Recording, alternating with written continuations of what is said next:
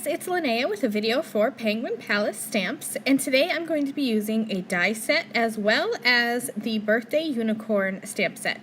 So to start off with, I took the cross-stitched dots large die set and I die cut the largest one as well as the third largest or the second smallest, however you want to look at it. I die cut both of those dies from some heavyweight cardstock. And now I'm going to do a bit of ink blending, and these are going to form my background. So for my first one, I'm using Dusty Concord as well as Milled Lavender. And my idea is to have dark at one end and light at the other. And you could definitely do this with one ink color and just bring that color down to the bottom and soften it. But I like the idea of having this two-toned color, and besides that, these are some of my favorite ink colors, so I wanted to use both of them. So I started with the Dusty Concord, and it looks kind of splotchy, but it does smooth out as it dries. And I just used the Milled Lavender at the bottom. So same idea here with the smaller one. Fossilized Amber is my dark color, and then Squeezed Lemonade is my light. And you can kind of see that little splotch there at the top as I'm blending on my Fossilized Amber. I'm not sure what that is. It's definitely something on the cardstock, so I don't know if it got wet and that very well could be because I used a baby wipe to clean up my work surface. So either way, it didn't dry back. It was still there when this piece had dried, so I went back and just did the same exact blending, but on a different piece of cardstock because that little splotch was bothering me there.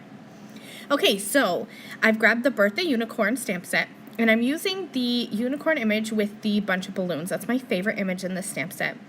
And I'm going to be using a coloring technique that is new to me. It's been around a while, but it has always intimidated me.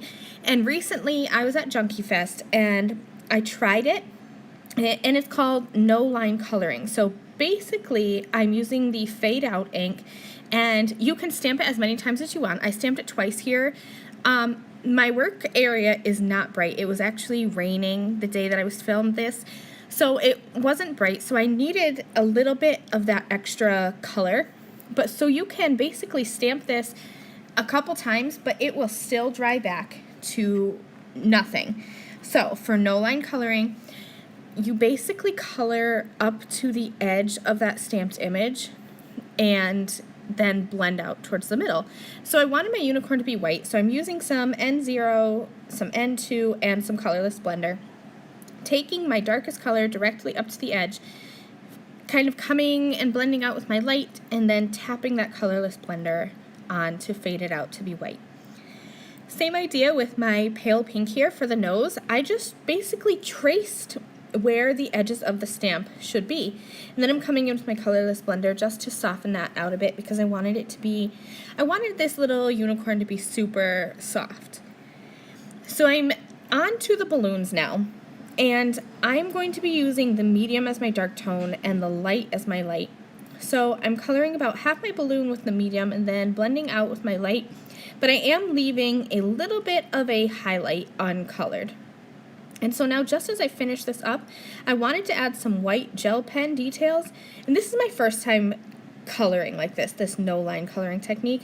So it's definitely not perfect, but I think this unicorn turned out so super cute with his pastel balloons and his little pink snout. I think he's just so cute. So he's going to be the focal point of my card.